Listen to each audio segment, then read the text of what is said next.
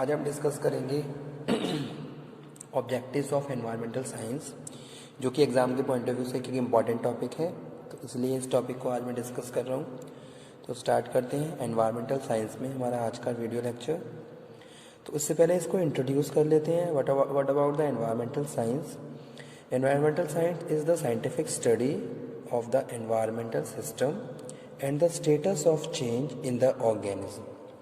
These things which are surrounding by us that also a part of environment. ठीक है, यानी कि हमारे चारों तरफ जो भी चीज़ें हैं वो क्या है, एनवायरनमेंट का पार्ट है। जैसे कि हम बायोस्फीयर की बात करें, लिथोस्फीयर की बात करें, ये थोड़ा टिपिकल हो जाएगा।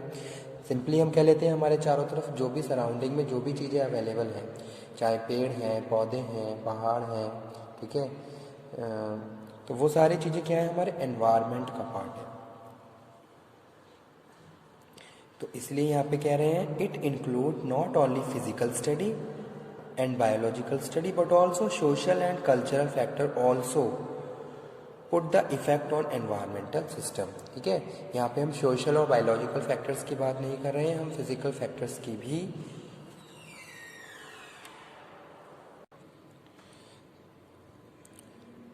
Objectives of environmental science: creative the awareness of environmental problem among the pupil. Okay, तो सबसे पहला ऑब्जेक्टिव है इंक्रीज द अवेयरनेस, यानी कि हमें लोगों को अवेयर करना है, उन्हें बताना है कि भाई कौन कौन सी एनवायरमेंटल प्रॉब्लम्स हैं और उन प्रॉब्लम्स को हम कैसे प्रिवेंट कर सकते हैं। तो हमारा जो फर्स्ट ऑब्जेक्टिव है एनवायरमेंटल साइंस को स्टडी करने का वो है creative the awareness of environmental problem among the pupil. Awareness about biological and environmental problems, organism, ecological factors. With the help of awareness environmental aspect, pupil can easily find out the reason which affect surrounding. Okay. Second है imparting basic knowledge about the environment, its problem. In this way, pupil can easily determine what are the cause, effect our environmental system. Third one है motivating public to participate in environment or action and environmental improvements.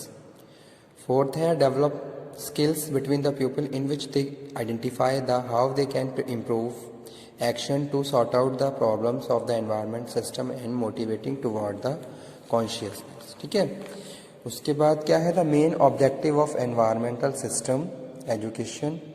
Individual and social groups should acquire awareness and knowledge, develop attitude, skills and ability, and participate in solving real life environmental problems. In this way, people can improve the quality of life. तो scope कौन कौन से हैं environmental science के, scope and importance को भी discuss कर लेते हैं। फर्स्ट है environmental science. It deal with scientific study of environment, air, water, soil and land and change on organization and environmental damage. This is happen as a result of human interaction with the environment. Second है environmental engineering. It deal with the study of technical process involved in the protection of environment. If the study of technical terms and conditions, people can easily find out the environmental theories and preventive actions required to end the environment.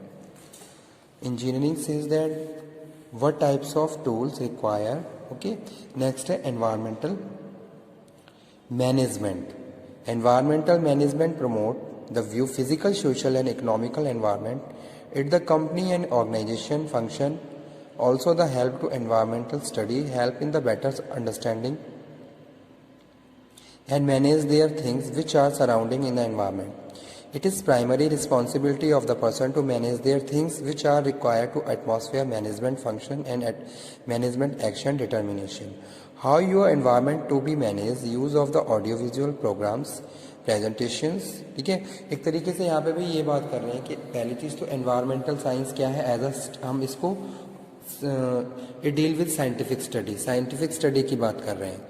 जैसे कि क्या है, scientifically you have to find out the reason जो कि हमारे environment से related है।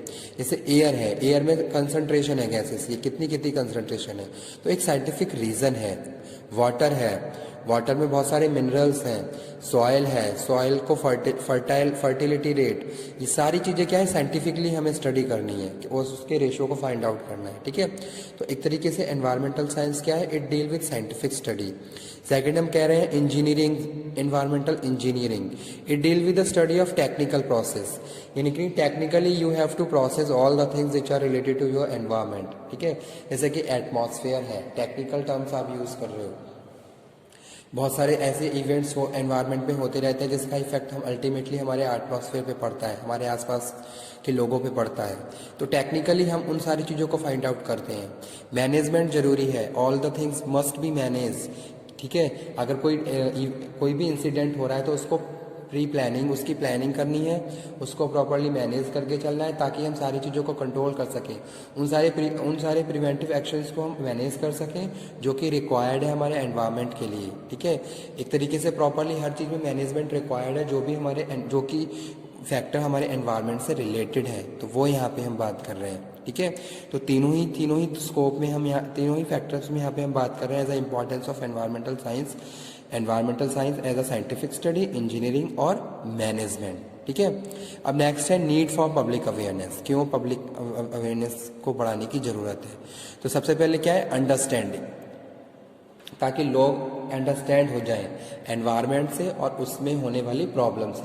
सबसे पहले आपको एनवायरनमेंट को समझना है और उसके बाद हम जो भी फैक्टर्स हैं जो हमारे एनवायरनमेंट को पोल्यूट कर रहे हैं उन सारी चीज़ों को समझना है। तो अगर हम इन सब चीज़ों को प्रॉपरली अंडरस्टैंड करेंगे तभी हम अपने आने वाली जनरेशन को अवेयर कर सकते हैं और बहुत सारे इनिशिएटिव ले सकते हैं और बहुत सारे प्रिवेंटिव एक्शंस ले सकते हैं। तो वो यहाँ पे हम बात कर रहे हैं अंडरस्टैंडिंग में।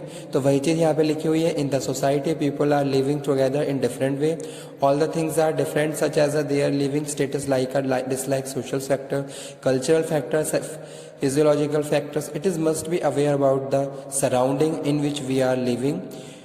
We should have also knowledge about the social work and political factors. Next हम बात कर रहे हैं education. Environmental education promote the people about environmental factors, proper utilization of resources, correcting action plan, help in study about the environmental system and people can better understand about its positive and negative terms. यानी कि आपको जो second है need वो क्या है, education. You have to provide from primary level to upper level, हर level पे आपको एनवायरमेंट नॉलेज अपने लोगों को प्रोवाइड करवानी है।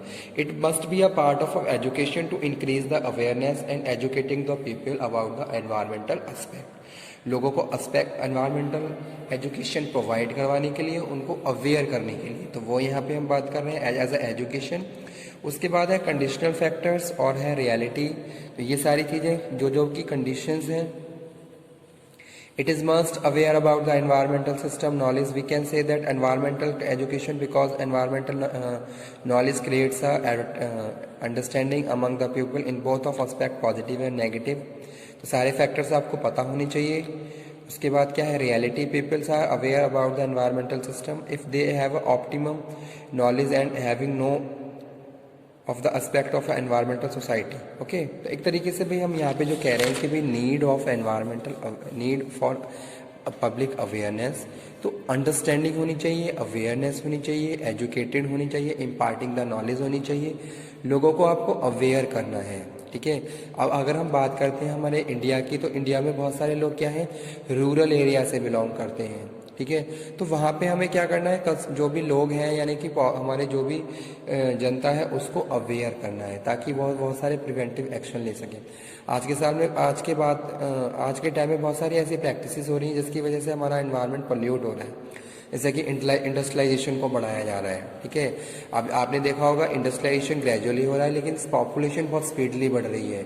एक इंफ्रास्ट्रक्चर रेडी करने के लिए हम क्या कर रहे हैं, सारी चीज़ों को ख़त्म कर रहे हैं, जबकि हमें पता है कि वो नेचुरल चीज़ें हमारे लिए कितना इम्पॉर्टेंट है। जो हमारे पास नेचुरल रिसोर्सेज हैं उनको हम ओवर यूटिलाइज कर रहे हैं, ओके। और हमारा जो इकोसिस्टम है उसमें आपने देखा होगा बहुत सारे ऐसे फैक्टर्स हैं जो हमारे इकोसिस्टम को इन्फ्लुएंस करते हैं। तो वो सारी चीज़ें यहाँ पे हम बात कर रहे हैं। तो ये सारी चीज़ें हमें तभी प्रॉपरली हम लोगों को अवेयर कर सकते हैं अगर हमने उनको प्रॉपरली स्टडी करवाया, ठीक है। तो किस तरीके से, as a understanding, knowledge, education. तो ये सारे क्या है, फैक्टर्स हैं जो हमें क्या करने हैं, अपने लोगों के साथ शेयर करने हैं, उनके लाइफ का एक पार्ट बनाना है, और इसके हिसाब से हम क्या करें, लोगों को अवेयर कर सकते हैं। ठीक है, जैसे कि एजुकेशन है, एजुकेशन आज के टाइम में मोस्ट इम्पॉर्टेंट फैक्टर बना हुआ है। आपने देखा होगा प्राइमरी से अपर लेवल तक एनवायरमेंटल नॉलेज को या एजुकेशन को बहुत ज़्यादा ज़रूरी कर दिया गया है। क्यों? ताकि लोग किसी भी फील्ड से बिलोंग करें, किसी भी एरिया से बिलोंग करें, किसी भी स्पेशलाइजेशन में हों, लेकिन उनके पास बेसिक एनवायरमेंटल नॉलेज होनी चाहिए, ताकि वो अपने हैंड पे कुछ प्रिवेंटिव एक्शन ले सकें, कुछ इनिशिएटिव ले सकें एनवायरमेंटल प्रोटेक्शन के लिए, और हमारा जो भी एनवायरनमेंट है, एटमॉस्फेयर है, उसको पॉल्यूट होने से रोक सकें। ठीक है, तो वो यहाँ पे हम बात कर रहे हैं एज ए एजुकेशन। तो एजुकेशन में यहाँ पे हम बात कर रहे हैं अब एजुकेशन के साथ साथ बहुत सारे सेमिनार, बहुत सारे कॉन्फ्रेंस, बहुत सारे प्रोग्राम्स की भी यहाँ पे हम बात कर रहे हैं, जो हम अटेंड करते हैं, जो हम कंडक्ट करते हैं, ताकि हम लोगों को अवेयर करें। साथ के साथ गवर्नमेंट ने भी बहुत सारे रेगुलेशन, रूल्स, पॉलिसी बनाई हुई हैं, जिन पे हम काम कर रहे हैं। बहुत सारी कमिटीज़ हैं जो ये इन सब चीज़ों पे काम कर रही हैं, और जो लोग हैं उनको अवेयर कर रही हैं। ठीक है, तो आज का टॉपिक हमारा यही था, जिसमें हमने डिस्कस किया about the objectives of environmental science. क्या क्या ऑब्जेक्टिव थे। तो स्टूडेंट, ये टॉपिक क्या है, एग्जाम के पॉइंट ऑफ व्यू से भी इम्पॉर्टेंट है, तो आप इस टॉपिक को मार्कअप कर लीजिए और इसको बहुत अच्छे से प्रिपेयर कर लीजिए। और किसी भी टॉपिक में अगर कोई प्रॉब्लम हो, किसी भी सब टॉपिक में कोई प्रॉब्लम हो, तो आप द्वारा उसको डिस्कस कर सकते हैं। ठीक है, तो आज का लेक्चर हम यहीं पे फिनिश करते हैं, और उसी के साथ हम अपने नेक्स्ट लेक्चर में हमारा नेक्स्ट टॉपिक डिस्कस करेंगे। अब हम स्टार्ट करेंगे एनवायरमेंटल प्रोटेक्शन एक्ट, यानी कि एनवायरमेंटल साइंस में जो इम्पोर्टेंट एक्ट हैं उनको डिस्कस